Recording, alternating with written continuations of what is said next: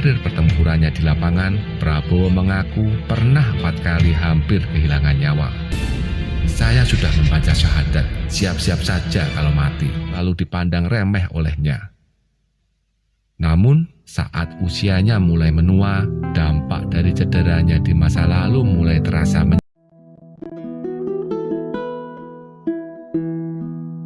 Assalamualaikum warahmatullahi wabarakatuh. Selamat datang kembali di Ujang Halu Channel.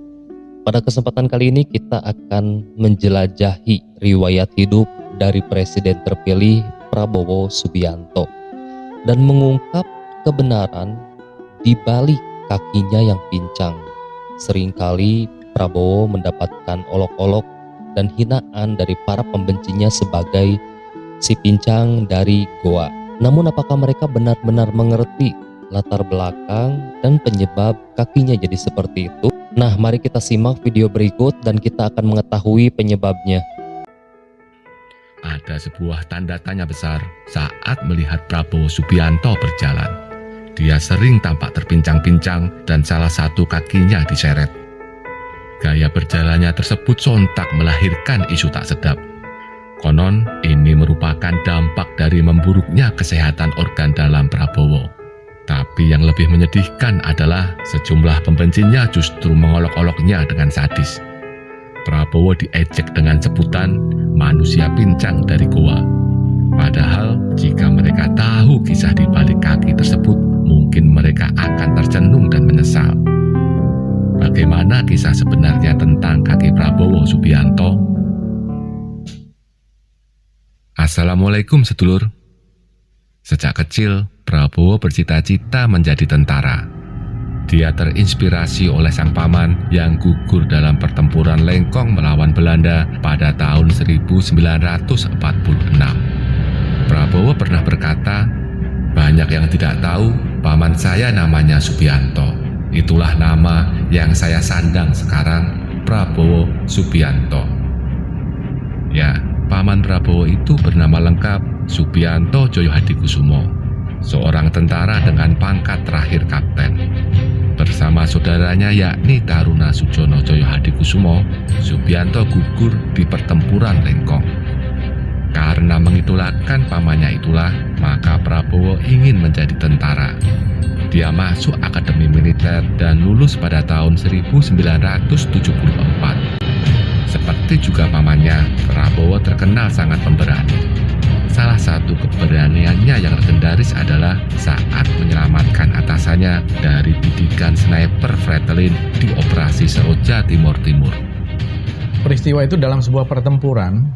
Waktu itu komandan kompi atau apanya itu adalah Pak Sahrir MS yang kemudian menjadi Danjen Kopassus. Beliau pangkatnya apa gitu ya? Wakil komandannya Pak Prabowo. Ini ada di satu daerah tusuk sate. Jadi di sini ada sniper dari Fretilin. Jadi Pak Sahrir ini ketembak kakinya. Makanya beliau kan agak pincang ya, karena ketembak kakinya. Nah, dalam situasi seperti ini, siapapun yang datang memang sengaja untuk memancing supaya yang datang nanti langsung ditembak, langsung ditembak gitu ya. Jadi nggak ada yang mau diapain ini. Jadi saling menunggu dan akhirnya Pak Prabowo sebagai wakil membuka baju ya, kemudian mendatangi komandannya nih Sahrir ini, membawa menggotongnya dengan resiko juga akan mati. Karena snipernya udah di sini. Merinding. Yang menarik adalah secara teoritis ini harusnya mati, ya, karena sniper nggak mungkin nggak tepat. Ternyata apa? Tidak ditembak. Jadi Pak Prabowo mengangkat ini. Dia tidak membawa senjata, sengaja dibuka bajunya, membawa menggotong komandannya. Itulah yang menyelamatkan Sahrir MS, kemudian sempat menjadi Danjen Kopassus. Nah, kemudian berapa bulan kemudian tertangkaplah. Ada dalam satu situasi tertangkaplah orang yang diduga menjadi sniper dan diinterview. Saya lupa kalau tidak salah Pak Tono Suratman ya. Kemudian diinterview, apakah kamu yang ini? Ya, saya yang waktu itu jadi sniper dalam pertempuran di situ. Terus kamu lihat kan ada orang yang memanggul itu ini ya. Kenapa kamu tidak tembak? Gitu. Terus diceritakanlah kenapa dia tidak tembak. Jadi sebenarnya dia udah dalam bidikan.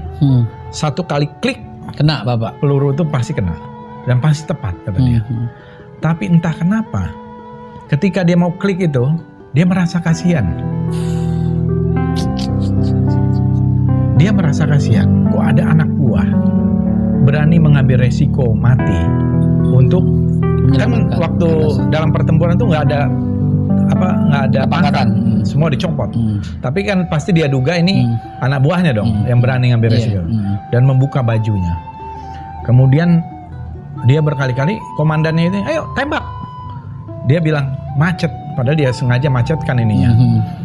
Dia klik, dia kunci. Ini macet gitu, macet. Masih punya hati ya. Jadi sampai beberapa kali, ayo sekarang tembak. Sampai akhirnya selamat. Dalam sebuah kisah pertempuran lain, karena kenekatannya, Prabowo pernah jatuh dari tebing yang sangat tinggi. Prabowo bercerita bahwa dirinya jatuh dari tebing karena tidak kuat mengangkat beban yang begitu berat. Dia terjun bebas dan hampir saja kehilangan nyawa. Beruntung ada pepohonan yang menahan laju jatuhnya putra dari Sumitro Joyo Hadikusumo ini. Namun tetap saja Prabowo terluka parah, terutama bagian kaki. Dia hampir saja meninggal dunia. Sepanjang karir pertempurannya di lapangan, Prabowo mengaku pernah 4 kali hampir kehilangan nyawa. Saya sudah membaca syahadat, siap-siap saja kalau mati. Begitu kenang Prabowo. Tidak hanya di medan pertempuran, saat latihan pun Prabowo selalu unjuk keberanian. Salah satunya pada tahun 1981. Kala itu, bersama Luhut Binsar Panjaitan, Prabowo dikirim ke Jerman Barat untuk belajar penanganan anti-teror. Seperti diceritakan dalam buku yang berjudul Kopassus Inset Indonesia Special Force karya Ken Cowboy, Luhut, Prabowo, dan 5 orang tentara Turki ditempa dengan keras selama 22 pekan di Jerman. Semua berjalan lancar hingga pada suatu ketika Prabowo jatuh dalam sebuah latihan terjun payung. Dia kembali terluka parah, kakinya patah. Luhut sebagai atasan Prabowo kala itu sampai menandatangani persetujuan operasi besar untuk menangani kaki Prabowo. Uniknya, beragam kecelakaan yang menimpa badan dan kaki Prabowo itu tidak dianggapnya sebagai sesuatu yang heboh. Menurut Prabowo, itu adalah hal biasa bagi seorang tentara. Rasa sakit dan penderitaannya kala itu selalu dipandang remeh olehnya. Namun, saat usianya mulai menua, dampak dari cederanya di masa lalu mulai terasa menyakitkan dan mengganggu. Prabowo jadi agak kesulitan berjalan dan seperti pincang atau diseret.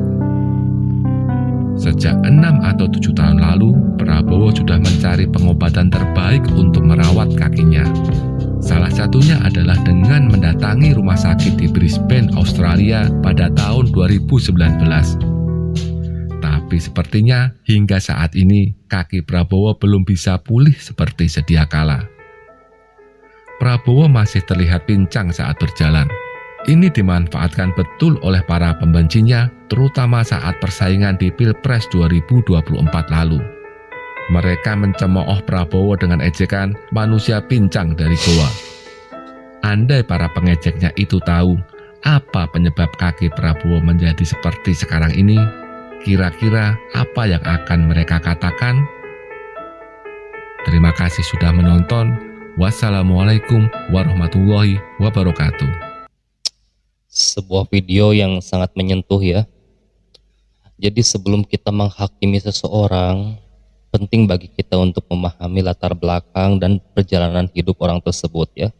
Mari kita hindari mengolok-olok tanpa mengetahui kebenaran di baliknya gitu. Semoga video ini membantu menyampaikan pesan tersebut. Terima kasih telah menyimak. Ujang Halu pamit, sampai jumpa di next video.